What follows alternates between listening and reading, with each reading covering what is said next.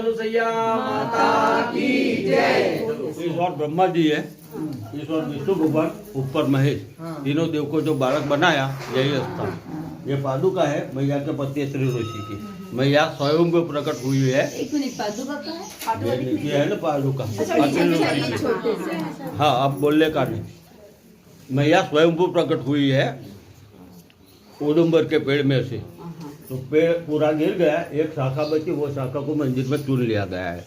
मैया का मैका सिद्धपुर, मैया, हाँ सिद्धपुर, वहाँ कपिल आश्रम है। कपिल मुनि मैया के भाई, देवहूति मैया की माता जी का नाम, और कदम प्रजापति मैया के पिताजी का नाम। देवहूति मैया ने संकल्प लिया था मैं देव प्रजा उत्पन्न करेगी, मगर उन्होंने संकल्प पूरा नहीं हुआ।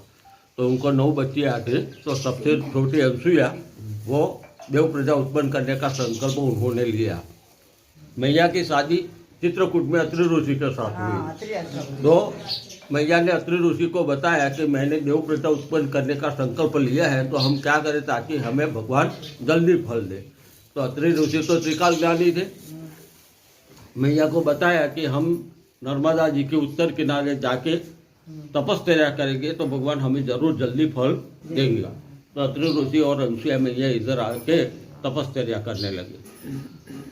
ये तप का प्रभाव इतना बढ़ गया कि इंद्र का इंद्रासन हिलने लगा। तो इंद्र ने नारद जी से पूछा कि मेरे इंद्रासन के लिए मृत्युलोक में कौन तप कर रहा है। तो नारद जी ने बताया कि आपके इंद्रासन के लिए कोई तप नहीं कर रहा है, मगर स्वर्गलोक की जो सतिया है लक्ष्मी जी, सावित्री और पार्वती, उनको अपने सतीत्व का घमंड हुआ है। वो घमंड को दूर करने के लिए मृत्युलोक में अनसुईया तप कर रही है। तो आप अपने इंद्रासन के लिए निश्चिंत रहो।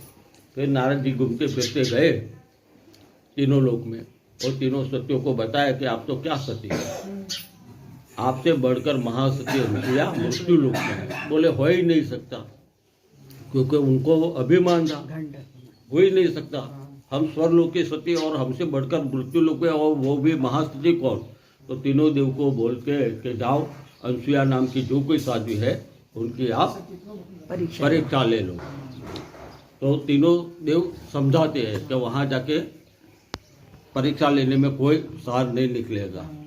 फिर भी स्त्रीहट लेके बैठ गई तीनों सतिया, स्त्रीहट, बाढ़हट, जोगीहट, राजहट ऐसे बैठ गई। तो ब्रह्मा विष्णु महेश साधु के रूप में इधर आए और मैया के पास बहुत ही भिक्षा दे करके खड़े हो गए। तो मैया ने 3 थाली परोस दी, भोजन पालो। तो तीनों देव ने मैया के पास शर्त रखा कि आपने जो भोजन परोसा है वो तो हम पा लेंगे, मगर इससे ज़्यादा हमें भोजन चाहिए, और तो आपको वस्त्र का त्याग करके दंड स्वरूप में भिक्षा देनी होगी।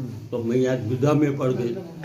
अगर मैं पर पुरुष के सामने मैया नग्न स्वरूप में जाती है तो उनका सतीत्व भंग होता है। अगर भिक्षा नहीं परोसती है तो अतिथि देवो भव, अतिथि भूखा जाएगा, तो अतिथि सत्कार का भंग होगा। तो ये बात मैया ने अत्रि ऋषि को बताया कि ऐसी 3 साधु आए हैं और ऐसी मांग कर रहे हैं, तो मैं क्या करूँ। अत्रि ऋषि ने समाधि में देखा तो ब्रह्मलोक में ब्रह्मा जी ने, विष्णुलोक में विष्णु ने, कैलाश पर शंकर ने मैया को आज्ञा दी कि आपने जो देव प्रजा उत्पन्न करने का संकल्प लिया है वो आज पूर्ण करो। तो तुरंत मैया ने कमंडल में से अंजलि भरी और संकल्प लिया कि मैंने जो मन वचन और कर्म से पति सेवा और अतिथि सेवा की हो, तो आज 3 साधु कोई भी हो, छोटे छोटे बालक बन जाए। तो तीनों देव बालक बन गए। आप बालक के सामने नग्न स्वरूप में भिक्षा देने में कोई हर्जा नहीं है। तो तीनों देव को मैया ने अपनी गोद में लेके अमृत पान कराया। तो ये बात को 6 महीना हो गया। उस वक्त पति आए सिवा पति के बिना सती भोजन नहीं पा सकती। तो तीनों सतियों को 6 महीने का उपवास हुआ। उन्होंने नारद जी से पूछा कि हमें कहाँ तक भूखा रहना पड़ेगा। बोले जाओ अनसुईया के पास, वहाँ जाके आपके पति ने मांगोगे तभी मिलेंगे, नहीं तो आपके पति कभी भी वापस आने वाले नहीं। तीनों सत्या आई, मैया के पास भिक्षा मांगने लगी। मैया बोले तैयार है। तो बोले नहीं, पहले हमें हमारा पति दो, बाद में भिक्षा। मैया बोली 3 लड़के हैं, अगर आपके पति है तो ले लो। अब तीनों का एक ही स्वरूप परमार स्वरूप, जो लक्ष्मी जी ब्रह्मा या महेश का हाथ पकड़ती तो उनका सत्य भंग होता है, लक्ष्मी जी ब्रह्मा या महेश का हाथ पकड़ती उनका सत्य खंडन होता है, पार्वती ब्रह्मा या विष्णु का हाथ पकड़ती तो उनका अस्तित्व खंडन होता है, सावित्री विष्णु या महेश का हाथ पकड़ती तो उनका अस्तित्व खंडन होता है। तो तीनों सतियों अपने पति देव को पहचान नहीं पाए। फिर मैया के क्षमा मांगी, हम तो सती है मगर आप महासती हो, कृपा करके हमें हमारा पति देव वापस दे दो। तो तीनों सतियों का घमंड दूर हुआ। मैया ने फिर से कमंडल में से नींव भरी, तीनों बालक पर खींची तो तीनों सतियों के साथ तीन देव खड़े हो गए। मैया ने तीनों जोड़े को भोजन कराया, देव प्रसन्न हो गए।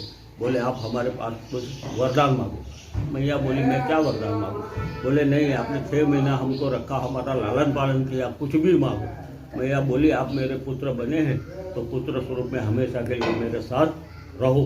तो तीनों देव द्विधा में पड़ गए। अगर पुत्र स्वरूप में इधर रहते हैं तो जगत का संचालन कौन करेगा? जगत का करता हरता और बढ़ता तीनों देव। तो तीनों देव में से तेज निकलता है, जो ब्रह्मा में से तेज निकला उनका नाम मैया ने चंद्रमा रखा।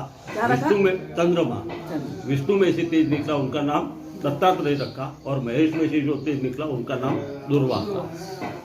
इधर की मिट्टी लगाने से चमड़ी का कोई भी दर्द हुआ हो तो ठीक हो जाता है। एक्चुअली दत्त भगवान का जन्म स्थल माहुरगढ़ महाराष्ट्र में आया, और राम लक्ष्मण सीता जी वनवास गए तो अनसुईया मैया ने सीता माता जी को अमर वस्त्र, फल और पतिव्रता धर्म का उपदेश दिया था, वो चित्रकूट में दिया था। इस जगह पर तीनों देव को बालक बनाया था। बोलो महासती अनुसुईया। अब जो मैं कहता हूँ वो फर्जियात नहीं है,